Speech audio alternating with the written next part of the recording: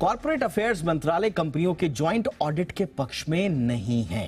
Company law committee की report में joint audit कराने की सिफारिश की गई थी। खबर पर डिटेल्स के साथ मेरे साथ जुड़ रहे हैं मेरे सहयोगी तरुण शर्मा। तरुण, बताइए ये पूरी खबर। बिल्कुल, मैं बताना चाहूंगा कि मिनिस्ट्री ऑफ कॉर्पोरेट अफेयर्स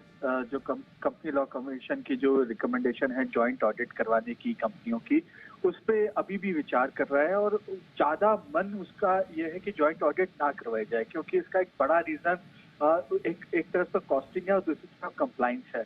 यदि ज्वाइंट ऑडिट होती है तो कंपनियों पे एक बड़ा बाहर आएगा ऑडिट फीस देने का, और दूसरी तरफ कंप्लाइंस भी कंपनीज का बढ़ जाएगा। और एक जो तीसरा रीजन जो सामने आ रहा है वो ये है कि यदि ज्वाइंट ऑडिट होती है तो जिम्मेदारी हो सकता है कि एक ऑडिटर दूसरे ऑडिटर पर डाल दे और इससे कोई बहुत बड़ा रिजल्ट सामने निकल कर आता हुआ नहीं दिखाई देगा। ये जो हमारे सोर्सेज हैं और टॉप ऑफिशियल्स जो मिनिस्ट्री ऑफ कॉर्पोरेट अफेयर्स के हैं, और उनका ये मानना है कि ज्वाइंट ऑडिट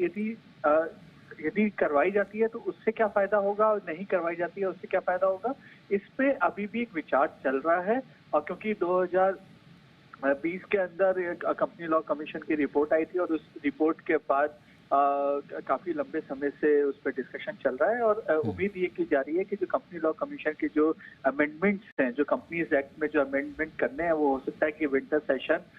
में उसको लेकर आया जा सके, क्योंकि इंटर मिनिस्ट्रियल कंसल्टेशन अभी भी जारी है। लेकिन ज्वाइंट ऑडिट पे अभी भी एक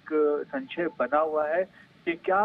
मिनिस्ट्री ऑफ कॉर्पोरेट अफेयर्स उस ज्वाइंट ऑडिट की जो रिकमेंडेशन है उसको मानेगा, क्योंकि हमने देखा था कि ILFS के बाद एक ये सिफारिश आई थी कि हमें ज्वाइंट ऑडिट करवाना चाहिए, क्योंकि एक ऑडिटर क्योंकि दुनिया के बिल्कुल, और इसीलिए कंपनी लॉ कमेटी ने अपनी रिपोर्ट में ज्वाइंट ऑडिट कराने की सिफारिश की थी।